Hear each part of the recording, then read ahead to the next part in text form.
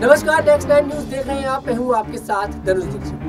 लोकसभा चुनाव 2024 के इस महासंग्राम में 7 चरण के मतदान संपन्न हो चुके हैं और अब सिर्फ 2 दिन शेष बचे हैं और 4 तारीख को पता लग जाएगा कि हमारे देश का प्रधानमंत्री कौन होगा। लेकिन उससे पहले एग्जिट पोल आ चुके हैं और नेक्स्ट 9 की जो टीम उत्तर प्रदेश की सभी सीटों पर जाकर पहुंची और लोगों से बातचीत करी और उसमें जब आंकड़े निकलकर सामने आए तो वाकई में सबको चौंका दिया। दरअसल हमारी टीम पहुंचती है मैनपुरी और मैनपुरी में जब जनता से बातचीत करती है तो उसमें जो जनता थी वो जिताती नजर आ रही है डिंपल यादव को। जी हाँ, डिंपल यादव समाजवादी पार्टी की यहाँ पर कैंडिडेट थी और वो समाजवादी पार्टी के मुखिया अखिलेश यादव की पत्नी भी है। ऐसे में जब बातचीत हमने जनता से करी तो जनता ने बताया कि भारी बहुमत के साथ यहाँ से वो जीत दर्ज करती नजर आ रही हो और नेक्स्ट 9 न्यूज का जो सर्वे कह रहा है वो यही कह रहा है कि डिंपल यादव मैनपुरी में भारी बहुमत के साथ जीत दर्ज कर लेंगी।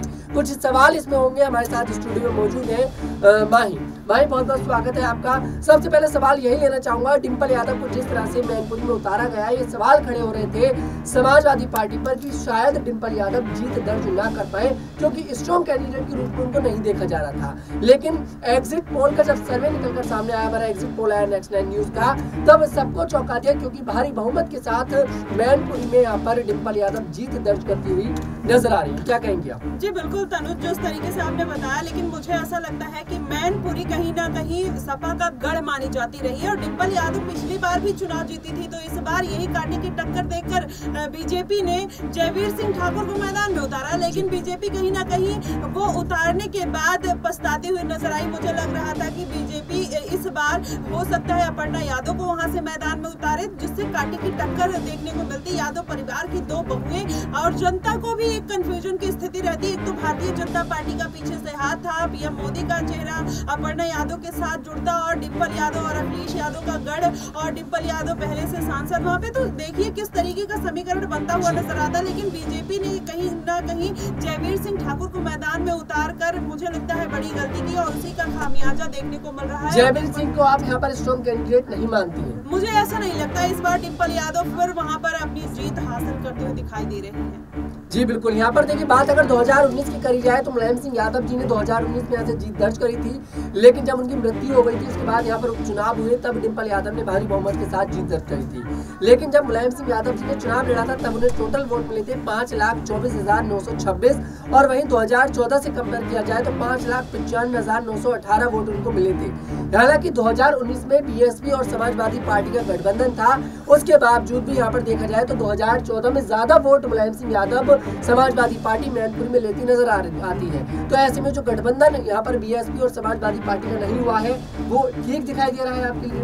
जी मुझे ऐसा लगता है कि इसमें अच्छा है अगर गठबंधन नहीं हुआ तो कहीं ना कहीं इसमें फायदा है और सपा का फायदा है। आप देखेंगे जिस तरीके से डिंपल यादव लगातार चुनावी मैदान में उतरी है और लगातार चुनाव प्रचार अपनी बेटी तक को उन्होंने मैदान में उतार दिया, तो ये जो पूरा समीकरण आपने बताया है ये कहीं ना कहीं फिट बैठता है। लेकिन मुझे ऐसा लगता है कि अगर पूरा सिनेरियो देखा जाए, जिस तरीके से भारतीय जनता पार्टी हर स्टेट में जहां पर अखिलेश यादव का परिवार मैदान में उतरा है, कहीं ना कहीं उस पर एक अलग सी कहानी देखने को मिल रही है। भारतीय जनता पार्टी वहां से कहीं ना कहीं पीछे जाती हुई दिखाई दे रही है और ये इंडिया गठबंधन के साथ अखिलेश का अलायंस मुझे लगता है इस बार जरूर फायदा दिलाता हुआ नजर आएगा। और ये पूरी तरीके से आप देख लीजिएगा कि इंडिया गठबंधन इस बार ज्यादा से ज्यादा सीटें हासिल करेगा। जैसा कि आपने बताया कि आपने सर्वे किया है और तमाम सीटों पर आपकी नजरें बनी हुई है, तो मुझे लगता है कि ये बेहतरीन एक आंकड़ा जो आपने बताया और भारतीय जनता पार्टी बहुत सारी सीटों पर जहां पर अखिलेश यादव का परिवार है खास तौर पर, वहां पर जीत हासिल नहीं कर पाई। जी बिल्कुल। लेकिन यहाँ पर सबसे बड़ा सवाल ये बनता है और जनता के मन में भी सवाल है और कयास ये लगाए जा रहे हैं कि अब अपर्णा यादव जो है वो पाला बदल सकती है एग्जिट पोल आने के बाद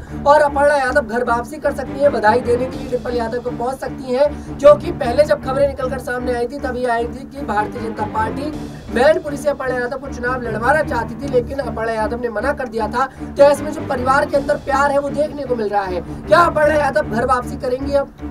हाँ देखिए तनुज, इसमें मुझे नहीं लगता कि वो घर वापसी करेंगी, क्योंकि भारतीय जनता पार्टी की जो पकड़ है कहीं ना कहीं अपर्णा यादव पर अच्छी है, और अपर्णा यादव के जो रिश्ते हैं पीएम मोदी के साथ साथ योगी के साथ अच्छा है, और वो उनको अपना भाई मानती है, तो मुझे नहीं लगता इतनी आसानी से पार्टी में छोड़कर जाएंगी। हाँ, अगर इस बार विधानसभा चुनाव आने वाले हैं उसमें उनको कोई जिम्मेदारी नहीं मिलती है, कोई अगर सीट नहीं मिलती है, तो जाहिर तौर पर हो सकता है कि आने वाले कुछ वर्षों में, अभी तो इस लोकसभा चुनाव और विधानसभा चुनाव में मुझे नहीं लगता, लेकिन आने वाले कुछ वर्षों में हो सकता है अपर्णा यादव वापसी करती जरूर नजर आएगी। जी वाकई में अब देखना दिलचस्प होगा कि आखिरकार मैनपुरी सीट पर किसकी जीत दर्ज होती है। लेकिन एक बार फिर से मैं आपको बता दूं, नेक्स्ट 9 न्यूज का जो सर्वे वो ये कहता है कि मैनपुरी में डिम्पल यादव भारी बहुमत के साथ जीत दर्ज करती दिखाई दे रही है, क्योंकि तकरीबन मैं आपको बता दूं बताया जा रहा है कि 6 लाख से भी ऊपर वोट यहाँ पर उन्हें मिल सकते हैं। क्योंकि जब हमने बातचीत करी जनता से जाकर, तो जनता के मुंह पर सिर्फ एक ही बात थी कि सिर्फ इस बार कोई जीतेगा तो डिम्पल यादव यहाँ से जीत दर्ज करेंगी, और प्यार उन्हें बहुत ज्यादा मिलता नजर आ रहा है। मुलायम सिंह यादव जी की जब से देखिए मृत्यु हुई है तब से कहीं ना कहीं सहानुभूति भी समाजवादी पार्टी के साथ है, और वो जाकर कहा भी करती थी कि आपकी बहू यहाँ से वोट लेने के लिए आपसे आई है, चुनाव लड़ रही है आपकी बहू, आप वोट जरूर दीजिएगा। तो ऐसे में बात बिल्कुल क्लियर है कि डिम्पल यादव भारी बहुमत के साथ मैनपुरी से जीत दर्ज करती हुई नजर आ रही है, ये हमारा एग्जिट पोल कहता है। खैर, आपको क्या कुछ लगता है कमेंट बॉक्स में जरूर बताइएगा। अगर आपको हमारा वीडियो पसंद है, हमारे वीडियो को लाइक करें, शेयर करें और हमारे चैनल को जरूर सब्सक्राइब करें।